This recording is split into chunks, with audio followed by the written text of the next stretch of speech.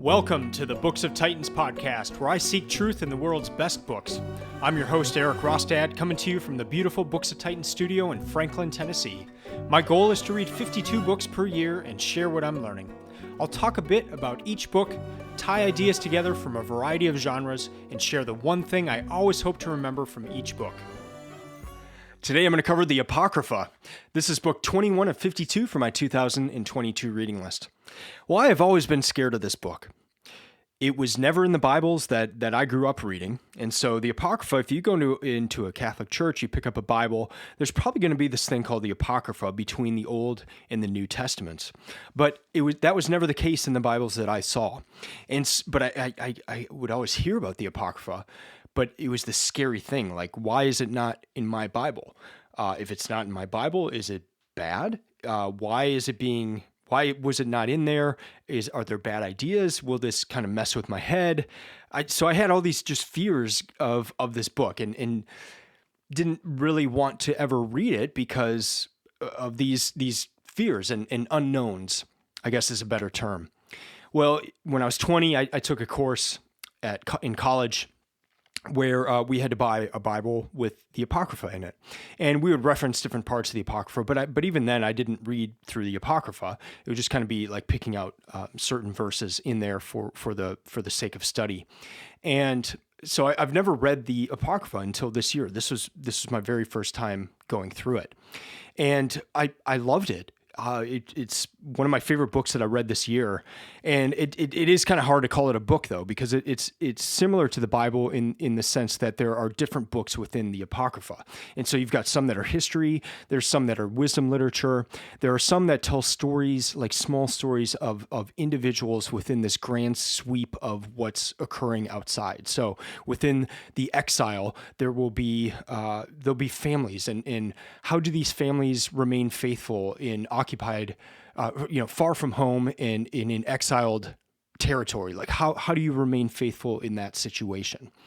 And so all sorts of things going on. I mean, there's dragons in this thing. In multiple parts, there's dragons. And then you come across the names Cleopatra, Ptolemy, Alexander the Great. These people are mentioned in just briefly, like in some of these books. And so that was cool too. I had never seen that in the Bibles that I had ever used. Another thing that was really helpful going through the Apocrypha is just, I go to museums and I look at art and I see all these paintings and I'm like, what is that from? Is that from mythology? Is that from, what is that? And a lot of the stories are in the Apocrypha. I mean, one that you have probably seen a lot is the story of Judith and Holofernes, where Judith chops off his head. And there are a ton of paintings of that, and I see them all the time. And I always see, okay, this is Judith. Where's Judith from? Is that a myth? Is that? And now I know it's in the Apocrypha. So it's just things like that. There's a lot going on. I want to share some of those things. This episode is really going to be 30,000 foot level, just kind of looking briefly at the Apocrypha. I'm not going to go deep, but I do want to cover some themes and some questions that I had from the Apocrypha. So real quick, the version that I read is the Bibliotheca version. And if that sounds familiar, the New Testament that I read last year was the Bibliotheca version. Bibliotheca, I'm kind of in love with this version. It's a version of the entire Bible. I've actually bought this set, and I'm going to go through it next year, the whole from Old Testament to New Testament. But it's a Bible that is split up into 5 different books, and it's a single column on each page. So most Bibles will have 2 columns on each page, very thin paper. These are like, this is proper paper, it's proper books, it feels like a book. There's no verses, there's not the numbers throughout it, and so it has the feel more of a book, and it encourages the reading of it just as you would read a book. And so you pick it up and you just kind of read from start to end. So I loved that about it. I mean, if you're doing a study of the book, this is not the one, just because there's no verse references, and it's kind of hard to find your place if you're needing to find a specific verse. But if you're just wanting to read through it, this is an excellent edition. I'll link to it in the show notes. The site where you can buy it it kind of encourages buying the whole set, but I was able to buy just the Apocrypha from Bibliotheca. So if you email them, they'll probably just sell you the Apocrypha by itself, and I would recommend it. It's a pleasurable reading experience with this version if you're just planning to read it straight through. But I do like to highlight the versions that I read. I do have that one from college as well, the Apocrypha, where I can kind of go back and look at the verses if I need to. As for reading stats, this was a 552 page book. It took me 17 and a half hours to get through it. That was over a 16-day period, so I was averaging roughly 35 pages a day. And that was earlier in this year. I've kind of waited to cover it on the podcast. I read it towards the end of May into mid-June. So for the rest of this episode, in the next segment, I'll cover 3 themes that I noticed throughout or in a lot of parts of the Apocrypha. And then in the final segment, instead of doing the one thing, which I usually try to just pull one thing from the book I'm reading, and then that helps me remember it. But for this episode, I'm actually going to ask a set of questions that I have that I had while reading the Apocrypha, in hopes that if you know the answers, you will contact me and let me know the answers to these, because these are questions that were generated and are kind of mulling around in my head after having read the Apocrypha.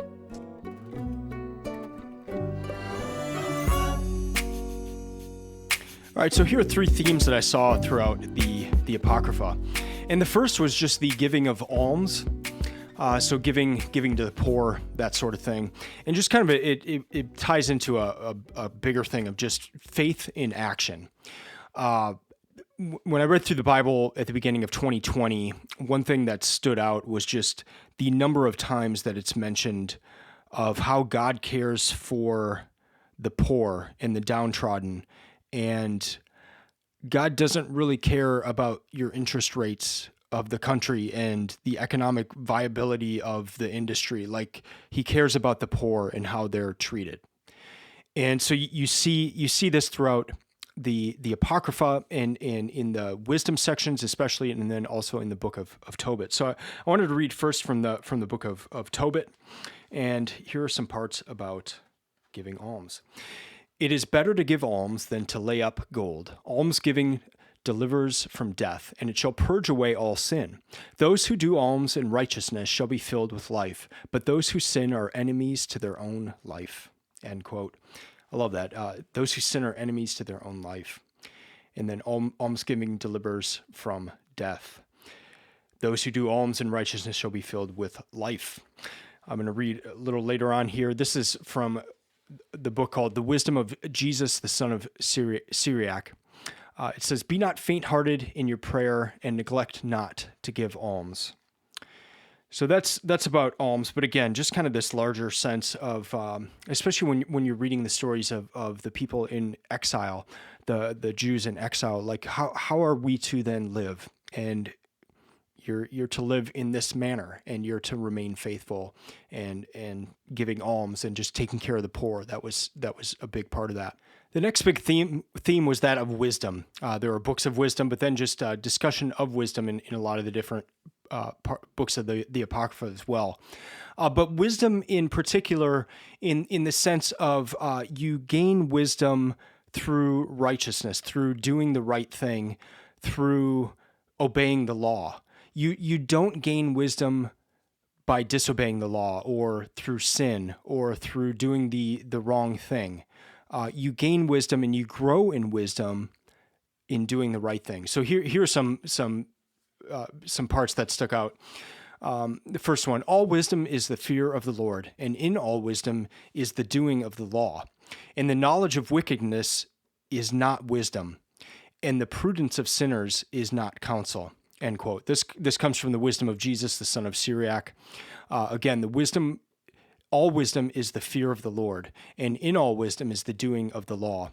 And then the knowledge of wickedness is not wisdom. So you're not, by knowing more about wickedness, that's not going to lead to wisdom. Next up, if you desire wisdom, keep the commandments, and the Lord shall give her to you freely. If you desire wisdom, keep the commandments, and the Lord shall give her to you freely.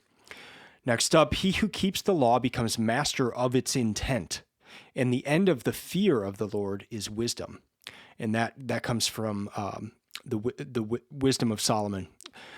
book. So he who keeps the law becomes master of its intent, the intent of the law. And the end of the fear of the Lord is wisdom.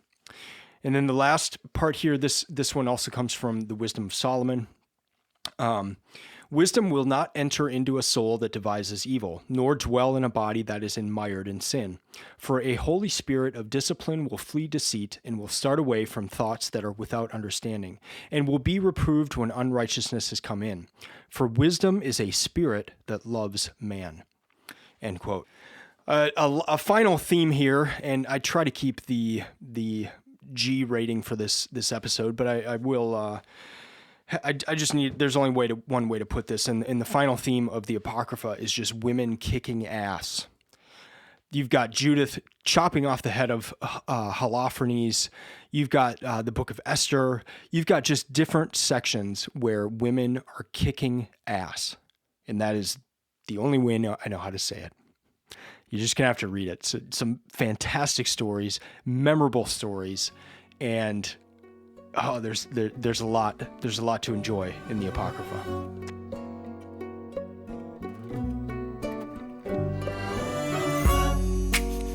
All right, I'm going to take this final segment and kind of crowdsource. I'm going to crowdsource answers in the sense that I'm going to share some questions I had while reading the Apocrypha. And I'm hoping that if you're listening and you know the answers or have some suggestions on places where I can go to seek out some of these answers, it'd be greatly appreciated. That's one of the joys of reading.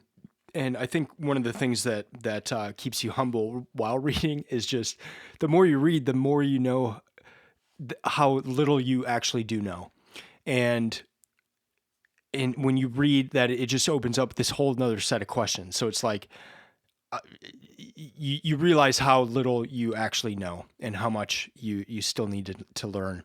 And so here are some questions I have. So yeah, please email me, eric@booksoftitans.com, if you know any of the answers to these. So, I mean, the overarching question I had while reading the Apocrypha is, what do I do with this? For example, like where it says the Lord is talking, is that the Lord talking? How do I read that? Because this is not considered the canon for a lot of people. So is that really the Lord talking? Or, you know what? If the Lord was talking, then why was that not included in the Bible that I use? So do I just disregard? So if it says the Lord said this, do I disregard that? Do I take it as the actual words of the Lord? I don't know what to do with that. Next up, what about prophecies? There are prophecies in the Apocrypha. Are these valid? Should they not be considered? Are they irrelevant? What do I do with the prophecies that are in this book? Just another thing that came up. Another thing in the book of Daniel. So parts of the Apocrypha, there are, it's parts of books that we're familiar with in the Old Testament. So the book of Esther is in there, and then the book of Daniel, but there's extra sections to these two books. So first off, just why are there extra sections? But it startled me that they were not included, especially in Daniel. So Daniel starts off, and there's this story of Susanna, and there's this story where Daniel is like a judge, but he's a judge in the sense of he reminded me of Solomon. Like the story is told in a way where you see the wisdom of Daniel in a judgment that he makes, and in a way that he approaches this case where some people are about to get executed, and he just kind of takes a step back and finds out what actually went on and saves these people. And it helped just give you more insight into Daniel, like before you read all the other stuff about Daniel's life. And I'm just thinking, why was this not included? This is awesome. This is like the story of Solomon and the sword and cutting the child in two. Like, you just get a deep insight into Solomon with that story. Why not have that story of Daniel in all the books of Daniel that we have? So it just seemed like it would have been a really helpful thing to know about Daniel. So again, just another question, like why wasn't that in there? So all these deal with what do I do with this? What do I do with this book? How I mean, it's so helpful just in kind of tying bits of history together, where I'd always kind of thought it was this 400 years of silence between the Old and New Testament. And actually it's not. No, like here's a bunch of stuff that's taking place. And here is some history that's going on. Like, so how am I to read this? That's kind of the overarching question there. So I'd love your thoughts if you know kind of a good way to approach this. So to recap, the Apocrypha, it's thrilling, it's exciting. There's wisdom literature. There are people's heads getting chopped off. There's dragons. There's all sorts of awesome stuff. And I'm so glad I read it. And if you haven't read it, if you've been scared of it like I have, please just give it a try. It fills in a lot of the gaps, like just what happened between here and here, and just additional stories, and you'll see names that you will recognize from the Bible, and it just kind of ties all these different pieces together. And so I loved that aspect of it. Just gives additional context. It opened up a number of questions to me, but it was really a joy to read. I do want to encourage you to read it as well. If you are interested in learning more, if you've read the Apocrypha and you want to dig deeper, there's one podcast that I listen to. It's called Bad Books of the Bible. And Joel Miller is one of the hosts, and he's right here in Franklin, Tennessee. And I've met him. Great guy. And so if you want to dig in deep, that's a podcast that I really enjoy, just in getting to know the Apocrypha more. That's going to do it for this episode. Thank you for listening. I'd love to hear from you if you have some answers to these questions I had from the Apocrypha. Again, this was just kind of a quick overview. I did not go deep into this book. Just there's so much there, but I do hope you read it. And if you do, please message me. I'd love to hear what you think of it as well.